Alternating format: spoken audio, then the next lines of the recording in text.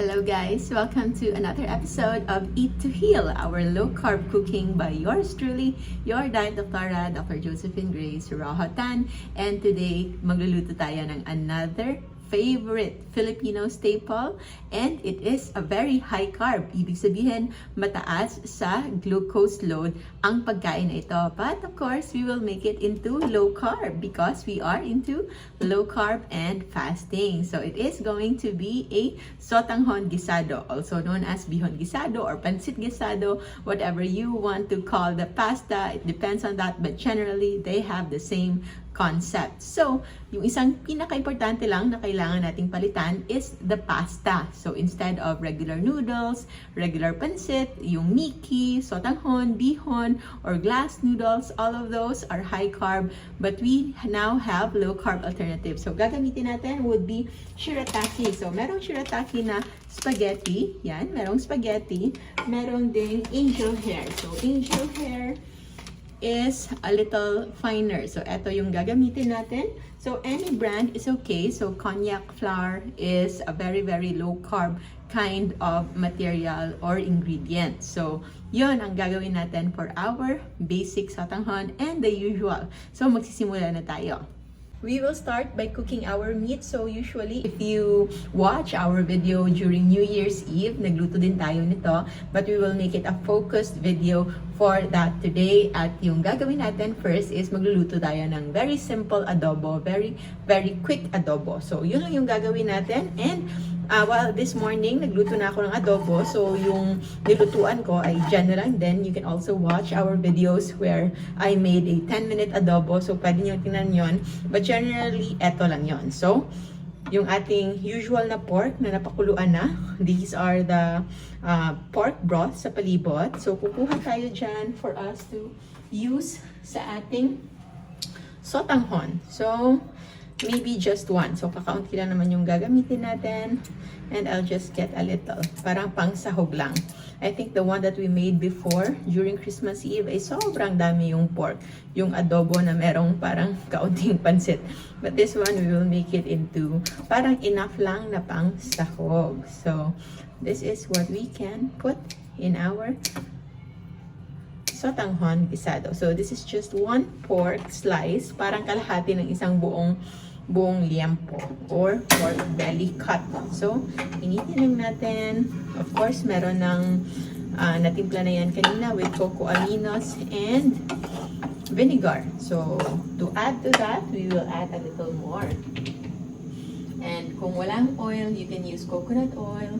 You can also use lard or pork oil. So, kakaunting vinegar lang. Maybe half tablespoon, and then one teaspoon of cocoa aminos, pampakulay lang ng ating noodles or sotanghon. Yan lang yung basic natin na parang adobo like na magiging base ng ating sotanghon. So while waiting for that to heat up, chop tayo ng ating vegetables.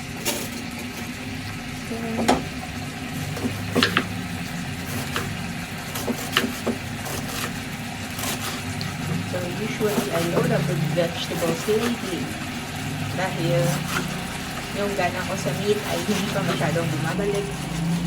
I'm already going 11 weeks in my pregnancy. And so far, everything is doing well. Never pa rin akong nagsuka. Walang morning sickness. No nausea and vomiting. But probably because I don't also eat early in the morning. And if you have shrimp, you can add that. So any ginisang shrimp is okay. This one, bigay ni Mami to. So it's going to be a leftover shrimp na pwede natin ilagay dyan to add a little of that flavor. So, yan. So, yan yung ating basic meat. And, with that, if kulang yung sabaw, you can get from our pinakuluang pork. You can get from there.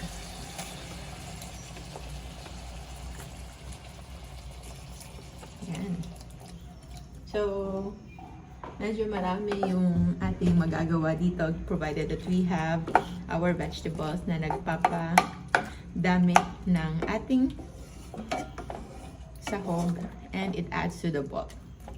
So this one is going to be my light dinner. So I consider light dinner kasi yung vegetables and yung shirataki is parang empty lang naman yan. It's mostly less calories, mostly just water and fiber. And the main meat, which is just half of the usual haba ng liempo and a few na shrimp, is kakaunti lang to. So if you are bulking up, maybe you need mga nasa times 6 of this one at the very least. Okay, so that's the minimum. Okay? So we will put there our vegetables, and we can now put also our shirataki noodles na hinugasan lang. And we can cut this kasi medyo hindi siya masyado nagsiseparate. So, cut lang. Few cuts. Mix. Because the shirataki noodles is already ready to eat to begin with. Okay? So, ready to eat na siya. So, hindi na rin kailangan tagalan. So, the benefit of this one ay magiging sobrang galing yung inyong pagluluto. Nutrition-wise, hindi mataas sa nutritional content yung shirataki. Halos wala nga ito. So, it's also considered as empty food. So, this one is just for bulking. So, for me na I know I don't need to eat that much pa naman. But I have this hunger at gusto ko lang parang medyo mapuno lang yung tiyan ko. But don't have the appetite for real nutrient-dense food. So, meron lang akong minimum requirements sa aking meat. So those are the meat that I will have. And then some vegetables for some fiber and additional bulk, which is also optional. Hindi rin ganun ka-necessary. Speaking of fiber, if ever kayo ay constipated at panay kayo ng load sa fiber, and you feel na mas nagiging constipated kayo, then maybe fiber is not for you. Actually, now that I've been eating a lot of fiber, I feel constipated. So, I cannot wait to go back to usual na maraming meat. When I eat mostly meat, I don't constipate. Although, yung stool bulk ay mas kakaunti. And yun yung usual na nako-confuse yung maraming nagsisimulang mag-low carb. Because just because hindi na sila daily nagbabawas o hindi na ganun ka-dami or kalaki pa nilang binabawas, they thought nga constipation na yon. But it's actually not the case. It's just a lowered stool bulk. So, kumonti lang because when you eat meat, walang fiber, walang extras na hindi na-absorb. Halos lahat na-absorb. Kaunti lang yung hindi na-absorb. So, I'm just waiting na mawala yung sabaw. So it can be fully absorbed by the noodles and the vegetables. And by that time, we are already ready. So magiging okay na to. And we can add spices. I like pepper. So pepper lang naman yung pinaka-spice natin.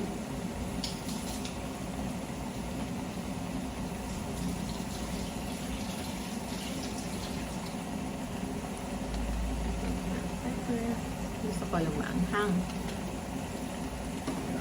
And some crushed pepper, yung flake. So, I don't use MSG, yung mga seasoning, na pampalasa, just basic salt lang, and herbs. Yung mga natural herbs and spices lang. And if you are used to this one, masasanay kayo, you actually no longer need to be dependent on those food items. Yung mga unnecessary na mga pampalasa na yun. Excuse me for burping. So, if you want to have a little more color, you can add more cocoa aminos. But I think this is already enough for me. Ayoko rin ng sobrang daming cocoa aminos. It's sweet for me. Matamis siya para sa akin. Per tablespoon of cocoa aminos, may 5 gram net carbs.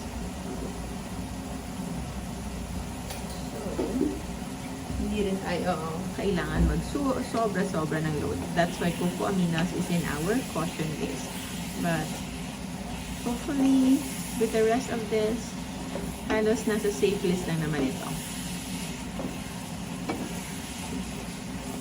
So we will try just to check for the salt na level.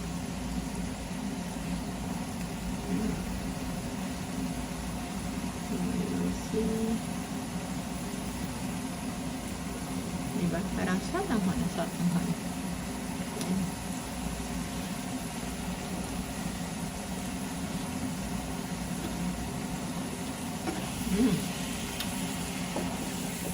Parang sotang hon na talaga. Can add a little more salt with this one. Konti na lang. And we're done. So, how many minutes tayo? So, under 10 minutes, we are already done with our sotang hon.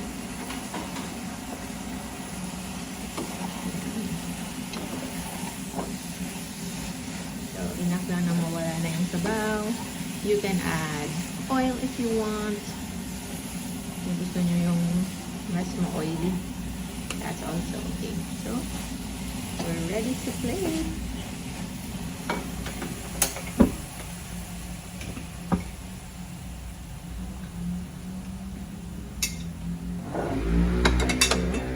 Unahin muna natin ilagay yung sotanghon.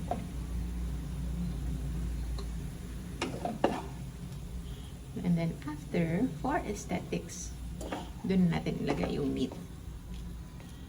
So we have the meat there.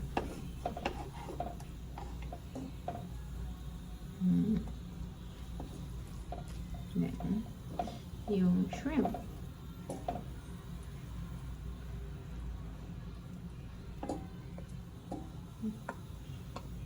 So nice. So looking natin yung shrimp dyan. And we can add see.